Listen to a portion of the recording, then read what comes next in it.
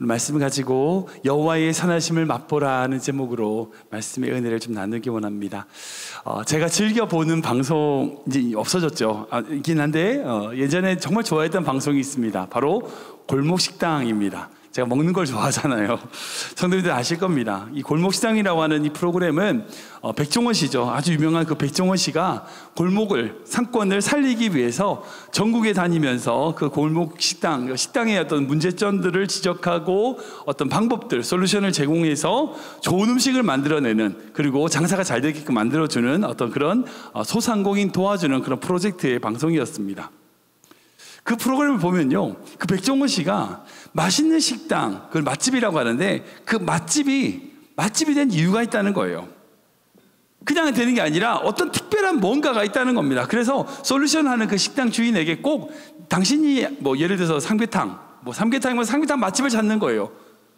감자탕, 그리고 감자탕 맛집을 찾는 거예요. 그러니까 자기가 하는 그 메뉴에 가장 잘하는 그 맛집을 먼저 가서 음식을 먹어보라고 그래요.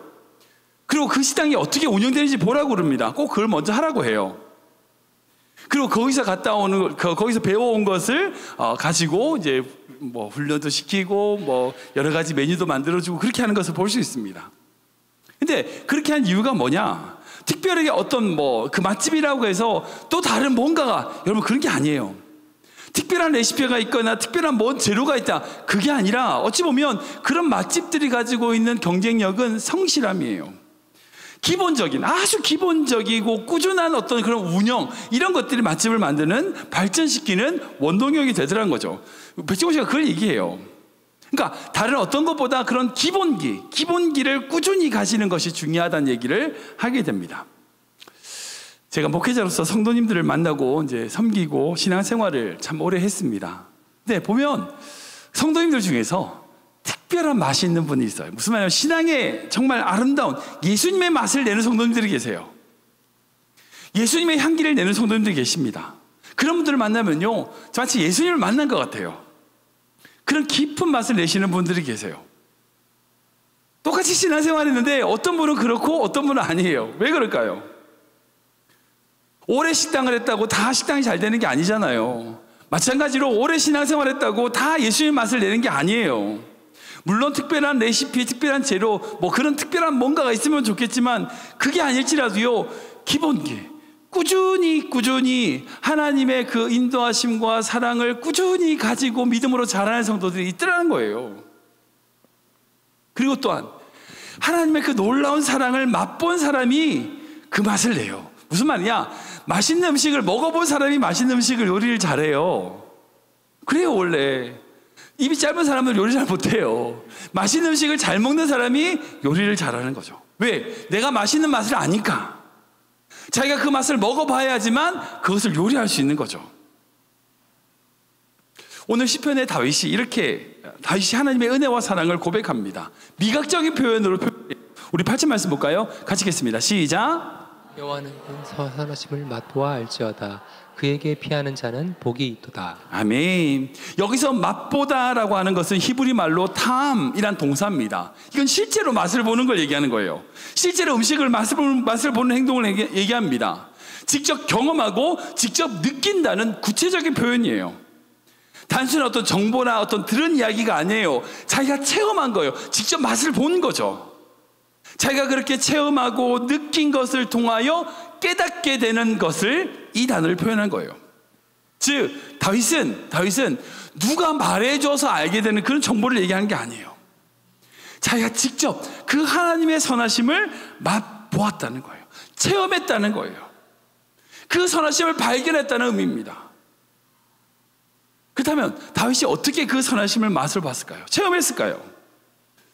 오늘 읽은 시편 34편은 우리가 지난주에 나눴던 사무엘상 21장을 배경으로 하고 있습니다. 시편의 제목이 뭔지 아세요? 아시는 분도 계실 거예요. 제가 한 번 말씀드렸던 것 같은데, 시편의 제목이 이렇게 되어 있습니다. 같이 읽을까요? 시작. 다윗이 아멘. 어떤 상황인지 아시겠죠? 지난주에 우리가 사무엘상 21장에 보면 다윗이 그 사울왕을 피해서 하나님의 성막이 있는 노브로 도망을 갔습니다. 그곳에서 골리앗의 칼을 받았죠. 제가 그 골리앗의 칼에 대해서 제가 지난주 설교를 드렸죠. 근데 다윗이 그 골리앗의 칼을 가졌음에도 불구하고 여전히 그의 두려움은 변하지 않았어요. 그래서 그 두려움으로 인하여 어리석은 결정을 합니다. 그게 뭐냐? 바로 이스라엘의 적국인 블레셋으로 간 거예요. 도망을 간 거예요. 거기 가면 사울왕의 손을 피할 수 있겠다라는 생각으로 블레셋에 갔는데 자기를 못 알아볼 거야는 생각으로 도망을 갔는데 어떻게 해요? 사람들이 알아봤어. 블레셋 왕 앞에 잡혀간 겁니다. 이제 꼼짝없이 죽게 됐어요.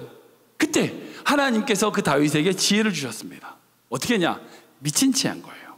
미친 채 한 거예요. 그 말씀이 우리 지난주에 읽었던 말씀인데 21장 12절 13절인데 같이 읽겠습니다. 시작. 다윗이 이 말을 그 마음에 두고 가드와 아기스를 심히 두려워하여 그들 앞에서 그의 행동을 변하여 미친 채 하고 대문짝에 그적거리며 침을 수염에 흘리네. 아멘. 다윗이 순간적으로 지혜를 가지고 미친 채 한 거예요. 침을 흘리고 헛소리하고 문짝에 그적댄다, 뭐 비빈다는 뜻이거든요. 그적대면서 미친 채 한 거죠. 그때 다 블레셋 왕이 사울 왕한테 쫓겨가지고 이제 도망 다닌다더니 너가 미쳤구나, 너가 미쳤구나. 그래서 다윗을 풀어줍니다. 왜요? 생각해 보세요.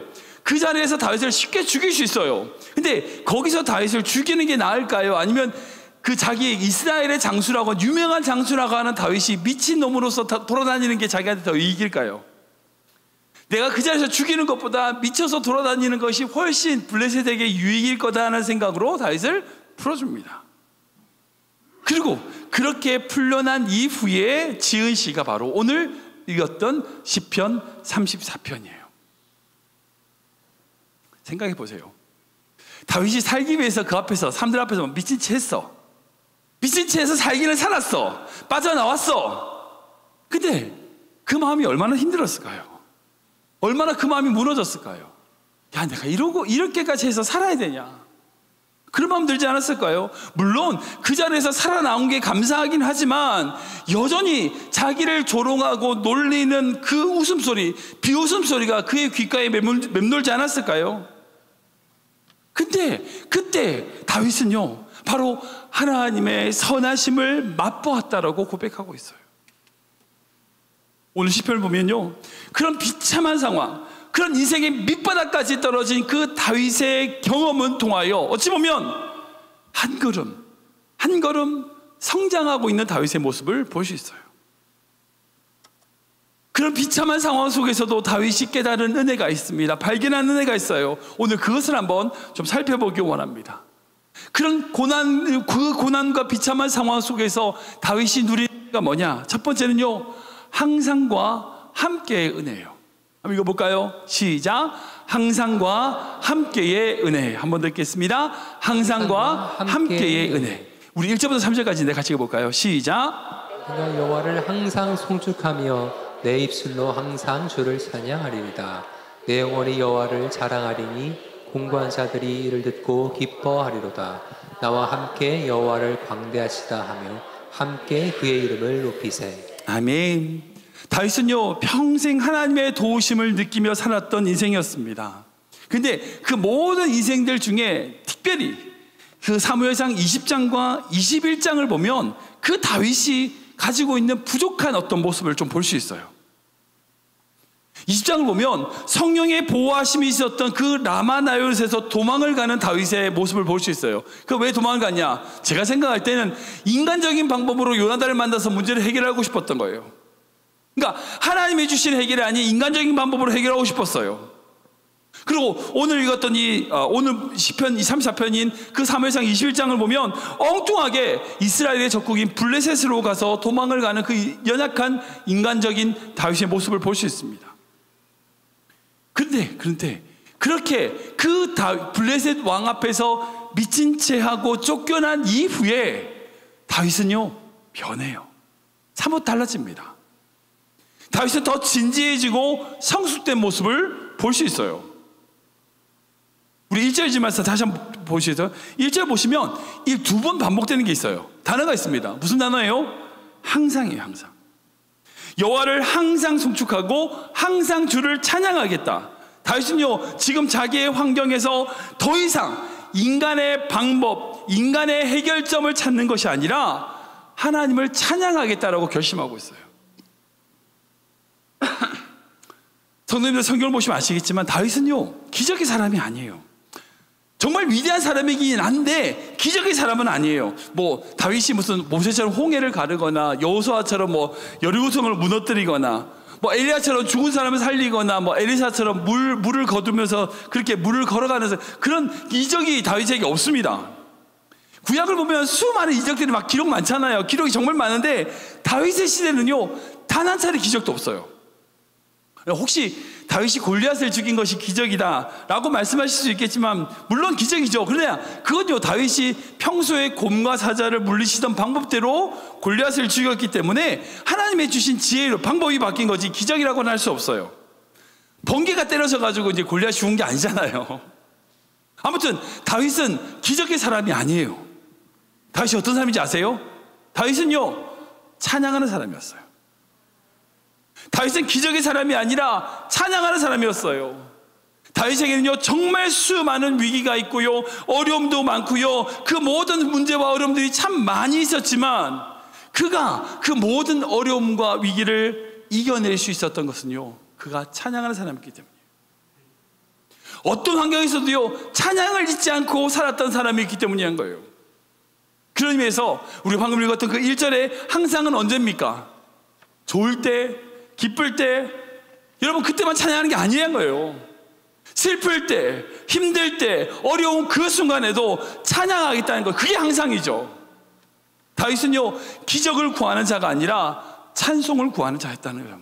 여러분 그것이 우리에게 도전이 됩니다. 여러분들 어떻습니까? 지금 여러분들은 하나님을 항상 찬양하십니까? 또한 3절 보면요 또 두 번 반복된다는 거 있어요. 뭔지 아세요? 바로 함께예요. 함께. 다윗이 그 21장의 블레셋에서 정말 죽을 위기를 넘긴 이후에 사무엘상 22장에 가면 놀라운 일이 생깁니다. 뭔지 아세요? 바로 다윗의 그 유명한 아둘람 굴, 그 아둘람 공동체가 형성이 돼요. 우리 22장 말씀인데요 1절 말씀해 볼까요? 시작.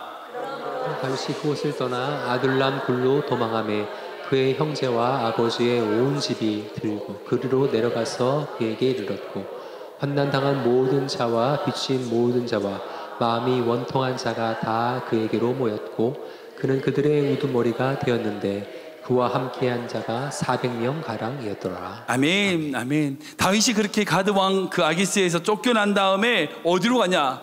그 아둘람 굴이라고 하는 곳으로 갔어요. 근데 그곳에 다윗이 왔다는 소식을 듣고 사람들이 모이기 시작해요. 식소리 모여요. 아니 지금 자기가 쫓기는 형편인데 무슨 식소를 챙겨요. 자기가 할 줄 어떻게 챙겨요. 뿐만 아니라 자기랑 전혀 상관없는 환난당한 자, 빚진 자, 마음이 원통한 자, 어디 하나 마음 놓을 데 없는 그런 자들이 어떻게 해요? 다윗에게 몰려들어요. 근데 다윗이 어떻게 합니까? 그들을 받아줘요. 이게 무슨 의미일까요? 블레셋 왕 앞에서 미친 채하고 살아난 이후에 그 다윗은 하나님의 선하심을 맛본 이후에 그 다윗은 함께 은혜를 거부하지 않았어요. 다른 말로 다윗은요 다른 사람을 품어줄 수 있는 큰 그릇이 되었다는 거예요. 하나님께서 왜 다윗을 이스라엘 왕으로 세우셨을까요? 왜 다윗을 내 마음에 합한 자라 라고 말씀하셨을까요? 이유는 당연합니다. 바로 여기 있습니다. 지금 다윗은 그 이스라엘 백성들을 품을 수 만큼 큰 그릇이었기 때문이에요. 그래서 왕으로 세우신 거예요. 여러분 그 마음이 누구의 마음이에요? 바로 하나님의 마음이에요. 하나님의 마음이에요. 죄인된 우리를 품으시는 그 주님의 마음인 거예요. 그러니까 다윗은 하나님의 마음이 합한 자인 거죠. 지금 우리에게 그런 함께 은혜가 있습니까? 다른 사람을 품을 수 있도록 우리의 지경을 넓히고 있습니까? 우리가 이것을 잘 살펴야 돼요. 하나님의 선하심을 맛본다. 여러분 그것은요 결국 이 두 가지 결단으로 이어지게 돼요. 하나는 어떤 환경에서든 찬양하겠다는 결단이에요.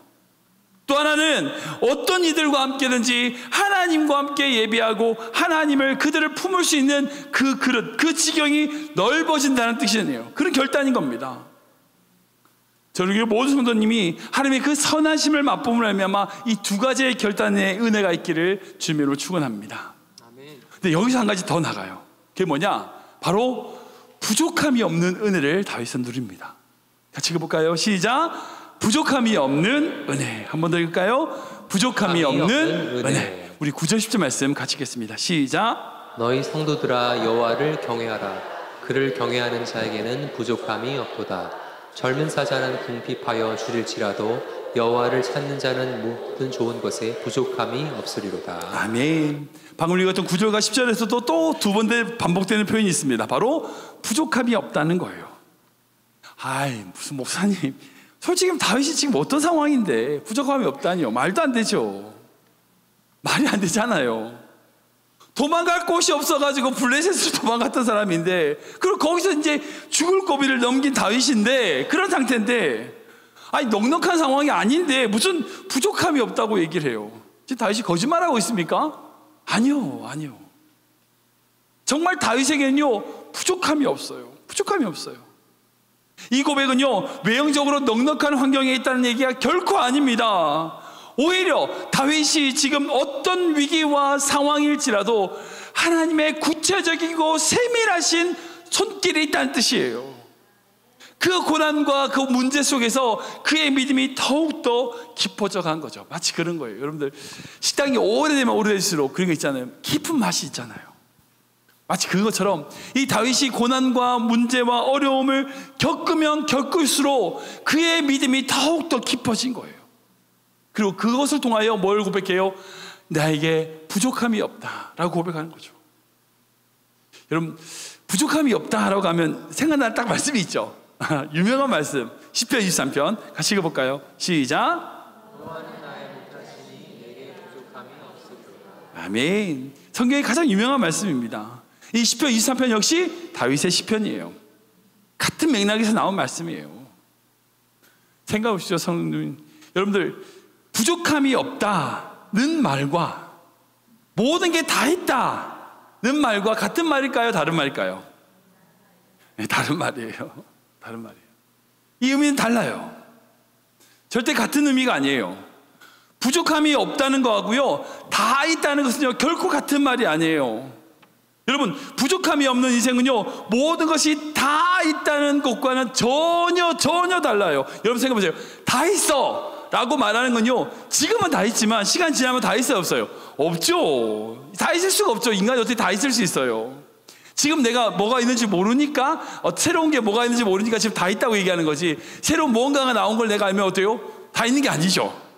그러니까 다 있다는 것은요 자기가 아는 선에서의 그 만족을 얘기하는 거예요.